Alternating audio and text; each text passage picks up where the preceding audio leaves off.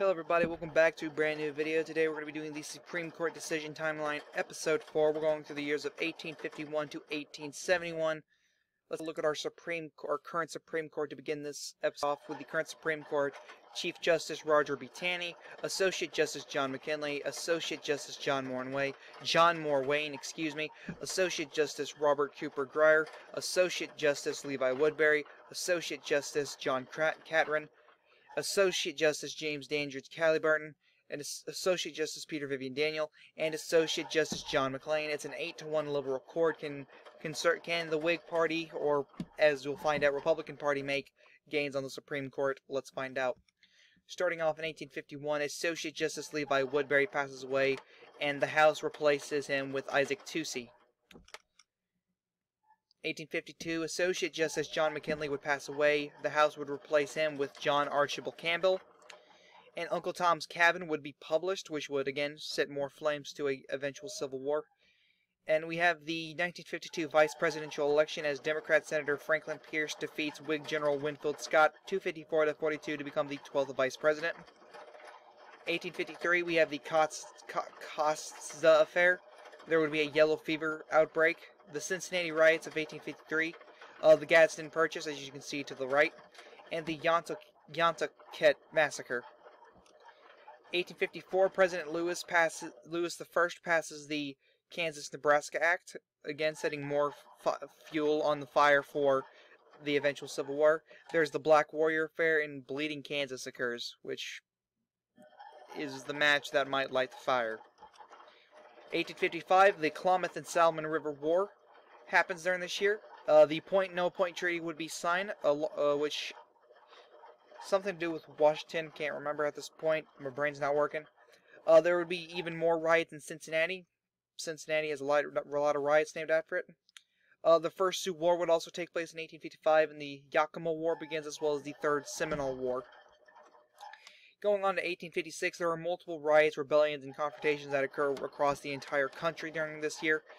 And we also have the 1856 vice presidential election with the Democrat minister James Buchanan defeating Republican Senator John Fremont 174 to 122 to become the 13th vice president. Franklin Pierce did not decide to run, just like he didn't decide to run again for president in our timeline.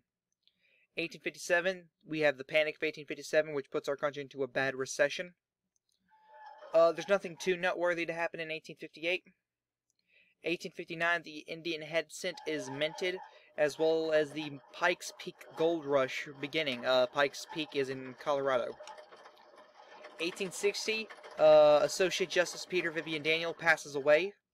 Alfred Conkling would be appointed to the Supreme Court by the House, replacing him.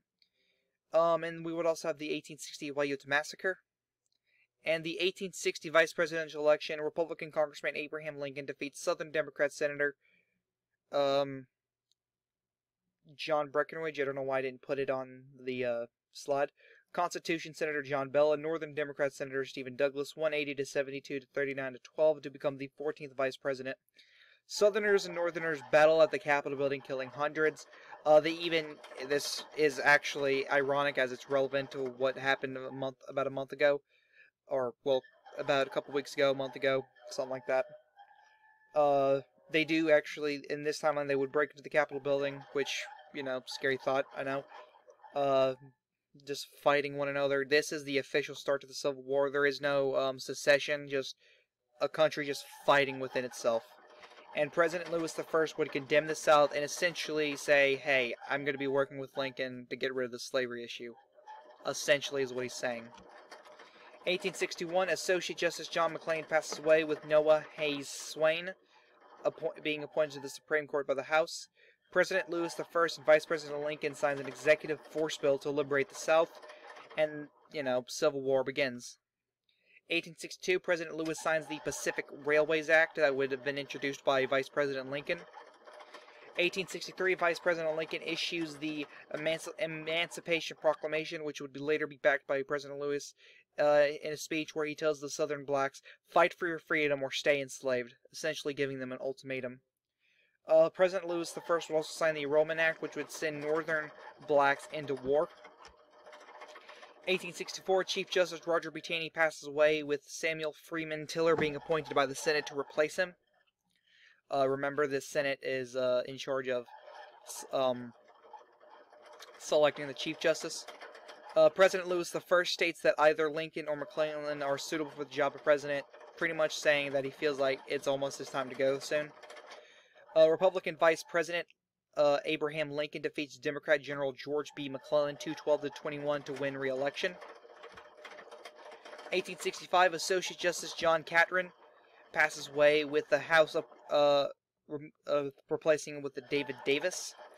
Tennessee would be one of the first states liberated, or is the first state liberated, and Vice President Abraham Lincoln is assassinated, with President Lewis I surviving the same assassination attempt, with John Wilkes Booth attempting to assassinate both men during this time. By the way, the Civil War is still going on. And due to this, he is, it's not just soldiers going after him, it's city folk, it's town folk going after him.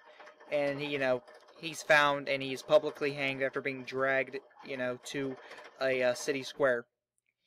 And due to Lincoln's death, Secretary of State Jeremiah Black would become the 15th Vice President.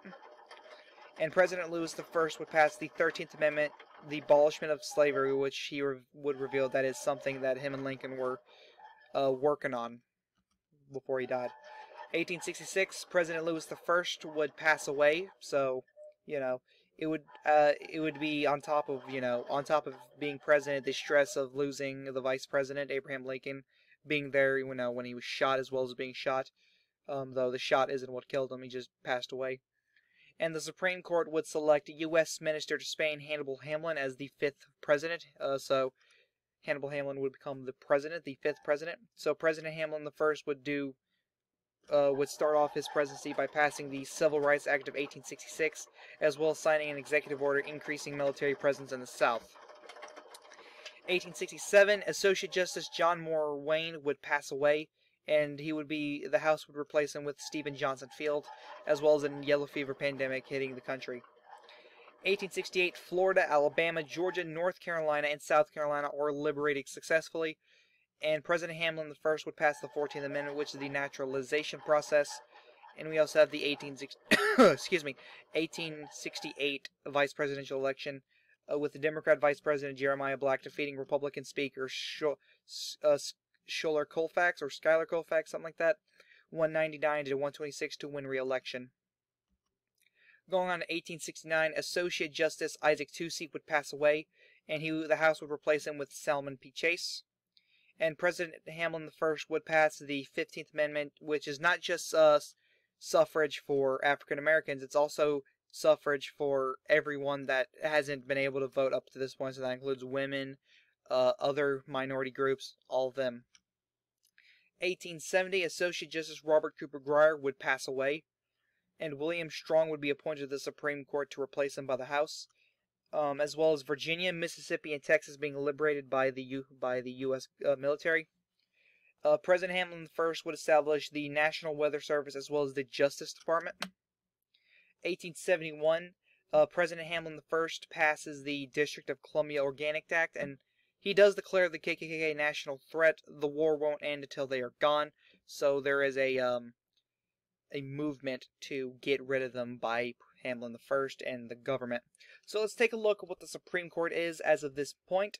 It was 8-1 liberal. It's flipped completely, being 8-1 conservative. So thank you guys so much for watching. This is the Chaotic One saying peace.